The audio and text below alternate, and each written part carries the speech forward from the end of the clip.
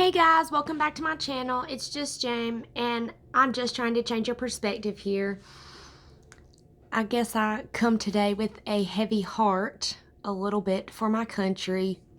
I'm discouraged by the violence. I'm discouraged by the know-it-allism of some people who seem to just assume that because they heard it on the news, it must be the word and the law. And I just wanted to make a video about something that I was thinking about today. There's a word that's been coming up a lot lately. People will tell me about somebody to follow or tell me about a friend of theirs. And when they do, they'll say, they're a patriot. They're a patriot. And it's obviously a word we've all heard, but I never really gave it much thought. And today I was just thinking, why is it that so many people have been using that word? And it's because there's a difference. There's a difference between an American and a patriot. Patriots are all over this world, and they are fighting for freedom. There were people, I believe in maybe Japan or China last year, who had American flags in the streets of their country because they were inspired by us. They wanted our freedom. We have given more people freedom than anywhere in the world. And people who value freedom are the patriots because they understand the severity of what's going on here. It's one thing to be an American and to love your country and to want everybody to get along. But when you understand the boundaries that have been broken, you understand the difference between an American and a patriot. A patriot is fighting for our country. They know that something is up right now. You cannot tell any of us. We have been watching this election like a hawk. We have been following along. There are so many things that have been misconstrued, lied about, ignored. The gaslighting alone is enough to give anybody a mental illness. I have a few things that I want to say to those of you who are listening, whether you feel like you have been a patriot or you're like, I could do without America. Please let me talk to you specifically, you who may not love America as much as I do. I have always been so proud of my country. And I thought that everybody felt that way. I can remember my whole life being in school and saying the Pledge of Allegiance and just having this pride for my country. I've been friends with people of every color for my entire life. There was a time in life when I had more friends who were black and Muslim than were white. I have never ever understood racism or why it's been such a hot topic until now that I see how obviously it has been used to drive a narrative to twist the truth and to manipulate people. I've never met a racist person. I'm sure that I've met people who've said racist things from time to time, but that doesn't make you inherently racist. That just means that you may have some poor taste or you may not understand fully another ethnicity or another people group, okay? But I think it's just as racist to say people of color as it is to say anything else. To me, like, why would you want to be called people of color? Like, is that not what they called black people during segregation? I mean, I don't know. Why don't you just be who you are? Be an American, be African, be whatever you are, be a Christian. You don't have to go by any kind of a label. It's silly to me to think that as Americans, we have obsessed over this. It's unbelievable. So I want you guys to know that, one, I've had a lot of people asking me, what do I think, there's a lot of different rumors, and I'm not getting into them because I'm already thought to be a conspiracy theorist because I don't just accept truth as truth, that I use reason and thought, and that apparently has now made me a conspiracy theorist by people who don't even look into the things that I'm looking into, that don't go as deep and as in the nitty-gritty as I do. This is all I do, guys. I don't watch TV. I read, and I watch things, and I listen to podcasts, and I research, and that's it. But what I keep telling people who have seemed to have lost hope is that, people, you hear all these different things, and you don't know who to believe. And there's some talk that's positive and that's good, that you want to believe, but with technology, who knows what's really true? I mean, we could all be being manipulated on both sides. And so, one, I would say, when we lose hope, we die. We die as a country, we die as a species. If we have no hope, we have nothing to live for. So do not lose hope. My hope does not come from a president or an administration. My hope comes from the Lord. And I have such great peace in that. And that gives me the courage to fight because I know what I'm fighting for. I've said this before and people have fought me on this, but America was founded on Christian values. If you don't believe me, go listen to David Barton. He is one of the most knowledgeable men I've ever heard speak. I could listen to him for hours.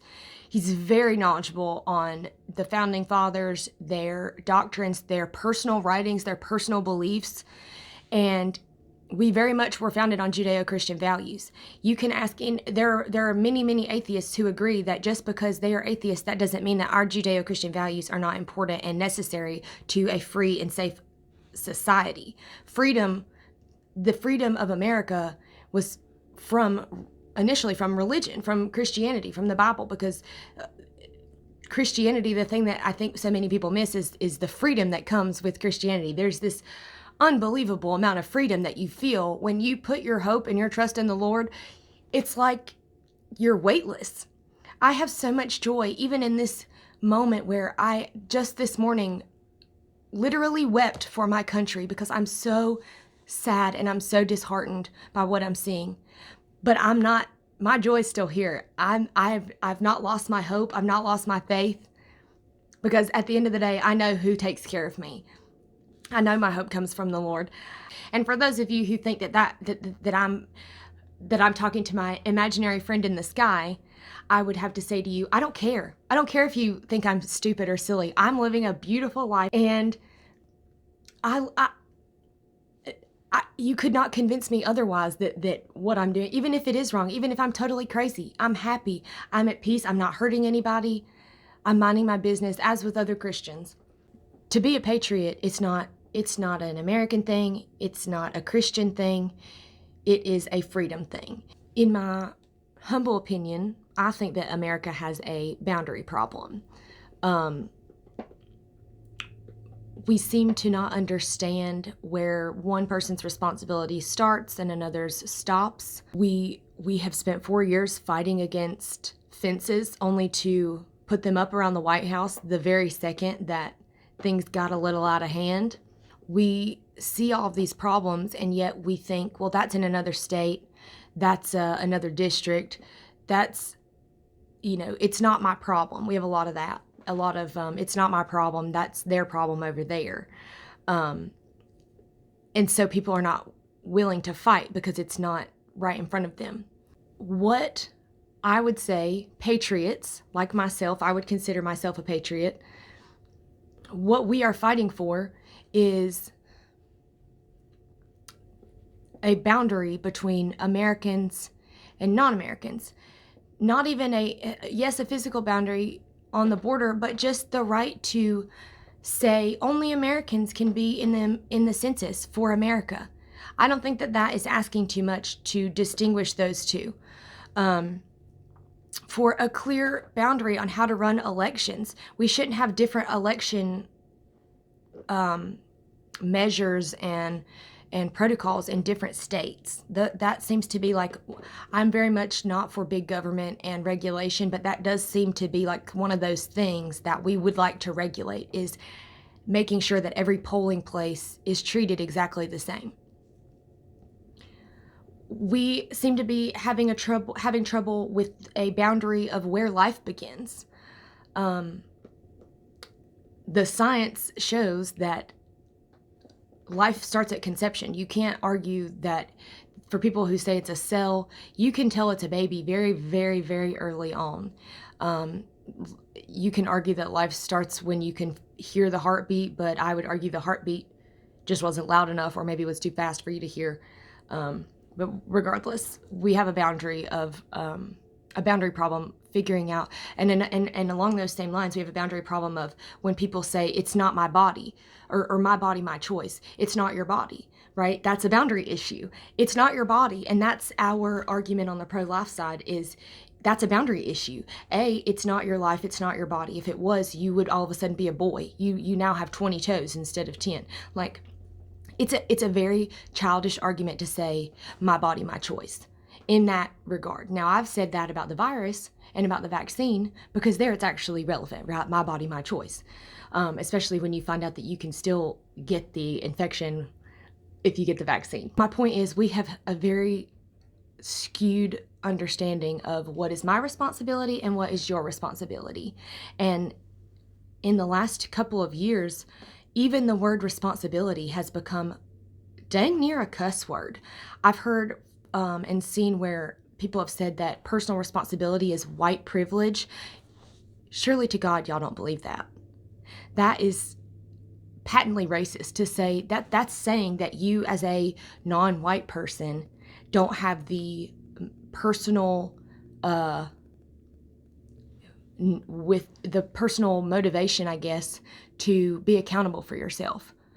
Like the personal regulation to be accountable for yourself. That's racist to say that it is white privilege to have personal responsibility, that's a white privilege thing. That's patently racist. We have a clear boundary problem when we're not telling babies when they're born that they are a boy or a girl. Children need boundaries. The science is in. Boundaries are crucial for healthy, developing children. To let them decide for themselves is harmful at best. That is a boundary problem. It is not the parent's decision to decide whether they are a boy or a girl or how they're going to determine that. It's been determined. It affects their health. It affects their development from the very beginning. Here's what it comes down to. Boundaries are imperative to freedom. In order to have a free country, you have to be able to protect the people that are in it. You have to be able to have boundaries to say, this is our country, and what happens here is for us. And there has to be a defined us. Boundaries are important to freedom. Personal boundaries, and with that personal responsibility to yourself, that you are going to be the best version of yourself that you can be. Responsibility to your family, that you're going to take responsibility for your children and how they turn out, and responsibility to your country, that you're not going to be a part of the problem, that you're going to be a good citizen, that you're going to abide by the Constitution, and you're going to protect our freedom. America is the most beautiful place in the world, the freest place in the world. People come from all over. Everybody wants to be in America. Everybody wants to be American. People left and right are begging us to wake up and stop the socialist train straight off the cliff. We have seen over and over, history is repeating itself. Our boundaries are being infringed on. And you may think that the things that I'm talking about don't affect you, but they will. I promise you that they will. You think this is easy for me to be in front of the camera, and no, I have family members who think that I'm absolutely crazy. I have friends who don't talk to me anymore.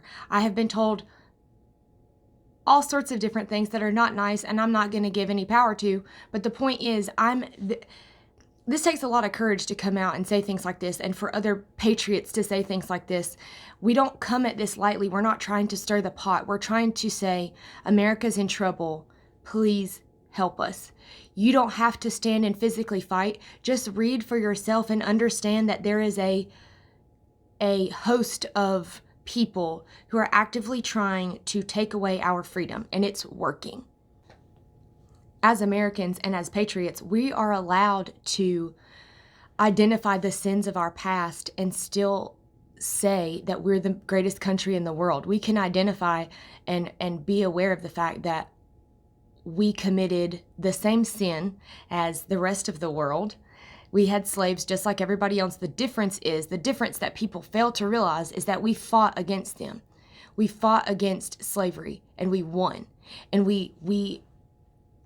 and the thing that really amazes me is for all of the slaves that came over, quadruple that amount have come over from Africa voluntarily.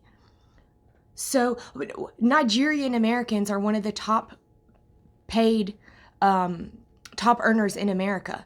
Please tell me more about how we're a racist country. It's not true.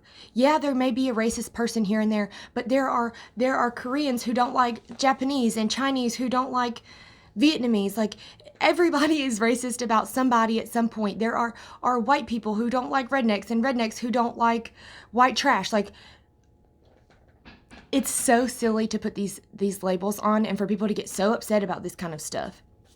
We're Americans and we need to start acting like it. Freedom is the only thing that we all have in common, and some of us have clearly forgotten that. Without freedom, we lose America.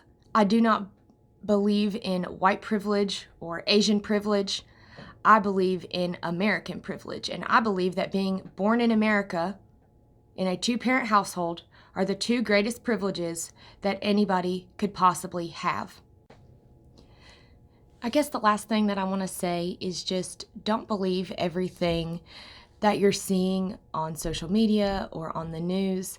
My rule is with everything that I read or take in, that about 80% of it may be true, but I always assume that there's about a 20% margin of error in everything that people tell me, in everything that I read. So I encourage you to do the same. Have skepticism about everything, not just the things that I'm saying. Have skepticism about what your doctor tells you. Have skepticism about what you hear on the news. When you see things, ask yourself, is that real? Because it's getting harder to tell what is truth and what is not. The other thing going along with that I would encourage from you is to just be wary of technology in general. I used to think people that said that were crazy, but and not the part where they're recording us and things like that, like we all know that they're doing, but the part about it being deceitful. Technology is deceitful. It's so hard to know what is real because it's so easy to be manipulated. It's so easy to manipulate other things with technology. And I think on both sides we're guilty of that, and we need to realize that we have to have certain truths in life. I say that all the time. Like, you have to decide what you're going to believe, and you have to at the end of the day, you just have to make a decision, because you're always going to find somebody that agrees with you. And do you at the end of the day, do you want there to be a God? Because you're never going to know for sure. You might. I don't know. I personally am 100% confident in my faith, in my beliefs, in the way that I live my life and my values. I've made a decision in what I'm going to believe and what I'm going to see as true, and that is my faith and my biblical perspective of things. And forgive me, my husband is doing things upstairs. He's working on our bathroom. But I have made a decision to believe what the Bible says. And it's so interesting, the people who try to discredit the Bible and I have people all the time send me stuff as if they're going to be the ones to really stick it to Christianity. And the fact remains that all that's going to do is steal my joy. And I'm not going to let it. You know, at the end of the day, I can find just as many scientists to prove my side as you can to prove yours. The difference is you have, you think that you have the backing of the CDC or the backing of these different scientific communities, when in reality, they're all warped in some way or another. I hate to use the word corrupt, but really and truly, warped is a good sense of it. Because again, if you choose to not see a God or not see the value in people or whatever it is, that's going to affect everything about you. And we're never all going to see things the same way, right? So we have to, at the end of the day, we have to respect that my beliefs are different than your beliefs, and just, hey, you don't bother me, I'm not going to bother you. You wear your mask and you be protect yourself by calling the police. I'm going to not wear my mask. I'm going to take my vitamin C. I'm going to make sure we have enough ammo in our home to protect every one of us, and then some. And that's okay. We can be different, and I promise you, I'm still going to love you just as hard, and everything's going to be okay. We have to agree that freedom is our common. We don't have to believe in God. Together. We don't have to worship together. We don't have to go to church together. We don't have to go to dinner together. We just have to appreciate that freedom is everything to this country. And if we lose it, we can't get it back. We can, but I shudder to think of what it would take. Freedom is the glue that holds America together. And I beg you to fight for that freedom, to fight for me, to fight for our country. I beg you to remember that united we stand and divided we fall. And regardless of what you agree or disagree with on me, we're still Americans, and we still have to come together and value freedom. I'm gonna let you guys go now because the construction's getting real. But this has been on my heart, and I had to say something. My heart is breaking for our country and for the anger and just the confusion and the chaos. And we know that chaos does not come from God. And I just pray that you have peace and that you know that your hope comes from the Lord and not from any government official. No government official is going to make this better, just like no mask is going to save us from a virus. You're welcome to believe that. You're welcome to invest into that idea if you disagree with me.